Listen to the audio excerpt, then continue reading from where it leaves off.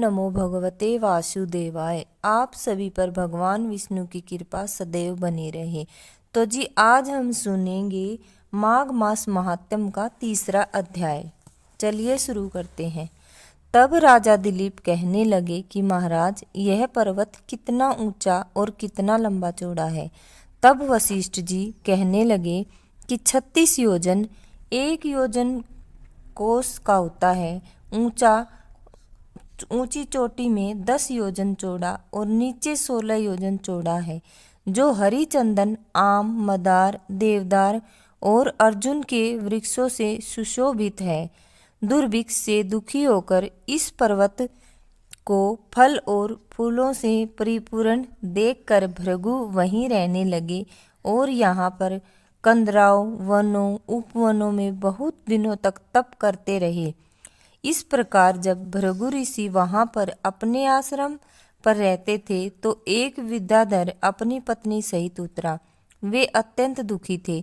उन्होंने भृगु ऋषि को प्रणाम किया और ऋषि ने बड़े मीठे स्वर में उनसे कहा कि हे विद्याधर, तुम बड़े दुखी दिखाई देते हो, इसका क्या कारण है? तब विद्याधर कहने लगा कि महाराज, पुण्य के फल को पाकर, स्वर्ग पाकर तथा देवतुल्य शरीर पाकर भी मेरा मुख व्याघ्र जैसा है। मेरे दुख और अशांति का यही कारण है। न जाने किस पाप का फल है। मेरे चित्त की व्याकुलता का दूसरा कारण भी सुनिए। मेरी पत्नी अति रूपवती, मीठा वचन बोलने वाली, नाचने और गाने की कला में अति प्रवीण, शुद्ध चित्त वाली, सातों सुरों वाली, वीणा बजाने वाली, जिसने अपने कंठ से गाकर नारद जी को प्रसन्न किया, नाना स्वरों के नाद से वीणा बजाकर कुबेर को प्रसन्न किया, अनेक प्रकार के नाच ताल से शिवजी महाराज भी अति प्रसन्न और रोमांचित हुए। शील, उदारता, रूप तथा यौवन में स्वर्ग की कोई अप्सरा भी इस जैसी नहीं। कहाँ ऐसी चंद्रमुखी स्त्री और कहाँ मैं व्याघ्र मुख वाला। यही चिंता सदैव मेरे हृदय को जलाती है। विद्याधर के ऐसे वचन सुनकर तीनों लोकों की भूत, भविष्य और वर्तमान की बात जानने वाले तथा दिव्य दृष्टि वाले ऋषि कहने लगे कि हे विद्याधर, कर्म के विचित्र फलों को प्राप्त होकर ज्ञानी पुरुष भी मोह को प्राप्त हो जाते हैं। मक्खी के पैर जितना विष भी प्राण लेने वाला हो जाता है। छोटे छोटे पापों का फल भी अत्यंत दुखदायी होता है। तुमने माघ मास की एकादशी का व्रत करके द्वादशी न आने तक शरीर में तेल लगाया। इसी पाप कर्म से व्याघ्र हुए। एकादशी के दिन उपवास करके द्वादशी को तेल लगाने से राजा पुरुरवा ने भी कुरूप शरीर पाया था। तब वह अपने कुरूप शरीर को देखकर दुखी होकर हिमालय पर्वत पर देव सरोवर के किनारे पर गया। प्रीतिपूर्वक शुद्ध स्नान कर कुशा के आसन पर बैठकर भगवान कमल नेत्र, शंख चक्र, गदा, पद्म के धारण करने वाले पीताम्बर पहने, वन माला धारण किए हुए विष्णु का चिंतन करते राजा पुरुरवा ने 3 मास तक निराहार रहकर भगवान का चिंतन किया। इस प्रकार 7 जन्मों में प्रसन्न होने वाले भगवान राजा के 3 महीने के तप से ही अति प्रसन्न हो गए और माघ की शुक्ल पक्ष की एकादशी को प्रसन्न होकर भगवान ने अपने शंख के जल से राजा को पवित्र किया। भगवान ने उसके तेल लगाने की बात याद दिलाकर सुंदर देवताओं का स्वरूप दिया, जिसको देखकर उर्वशी भी उसको चाहने लगी और राजा कृतकृत्य होकर अपनी पुरी को चला गया। भृगु ऋषि कहने लगे कि हे विद्याधर, इसीलिए तुम क्यों दुखी हो? यदि तुम अपना यह राक्षसी रूप छोड़ना चाहते हो तो मेरा कहना मानकर जल्दी ही पापों को नष्ट करने वाली हेमकूट नदी में माघ में स्नान करो, जहाँ पर ऋषि सिद्ध देवता निवास करते हैं। अब मैं इसकी विधि बतलाता हूँ। तुम्हारे भाग्य से माघ मास आज से 5वें दिन ही आने वाले हैं। पौष शुक्ल एकादशी से इस व्रत को आरंभ करो। भूमि पर सोना, जितेंद्रिय रहकर दिन में 3 समय स्नान करके महीना भर निराहार रहो। सब भोगों को त्याग कर तीनों समय भगवान विष्णु का पूजन करो।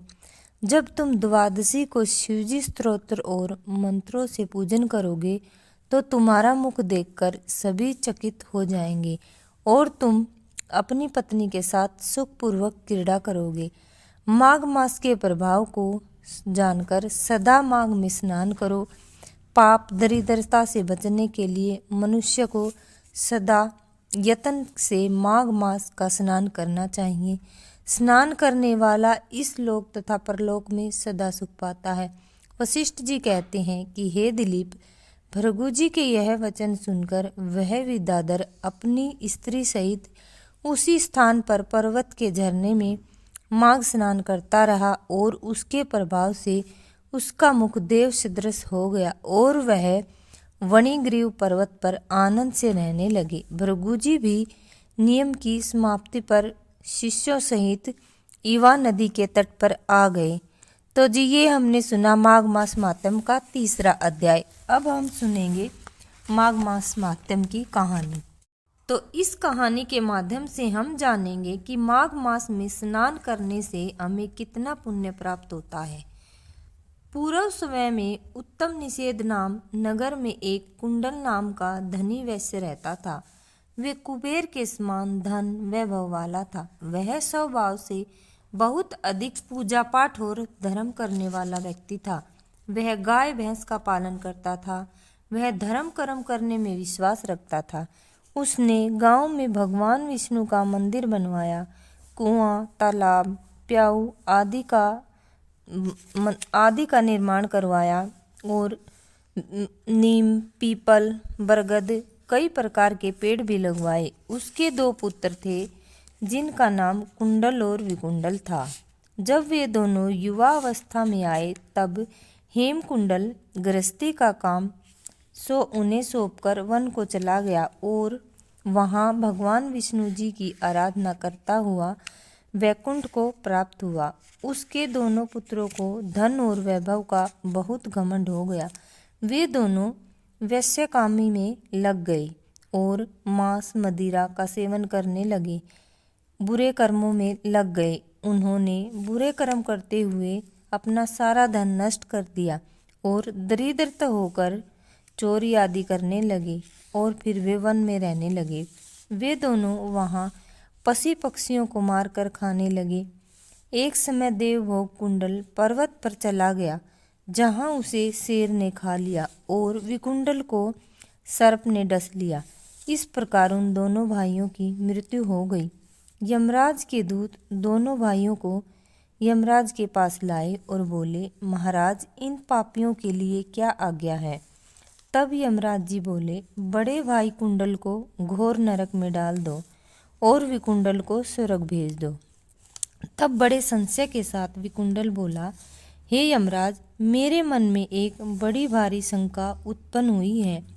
हम दोनों भाई एक ही कुल में उत्पन्न हुए, एक ही जैसे कर्म करते रहे, कभी भी हमने कोई अच्छा काम नहीं किया और तो और हमारी मृत्यु भी एक साथ हुई। फिर एक को नरक और एक को स्वर्ग किस कारण से प्राप्त हुआ है?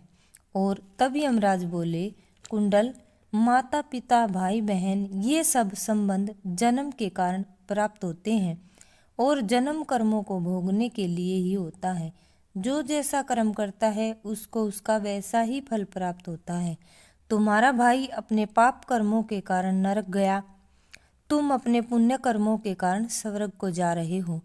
तब विकुंडल ने आश्चर्य से पूछा, मैंने तो कोई पुण्य नहीं किया, सदैव पाप कर्म करता रहा, मैंने कौन सा पुण्य कर्म किया है? तब यमराज जी बोले, सुनो, सुमिद्र नाम का एक ब्राह्मण तुम्हारा मित्र था जिसका आश्रम यमुना नदी के दक्षिण दिशा में था और इसके साथ तुमने 2 बार माघ मास में यमुना नदी में स्नान किया था।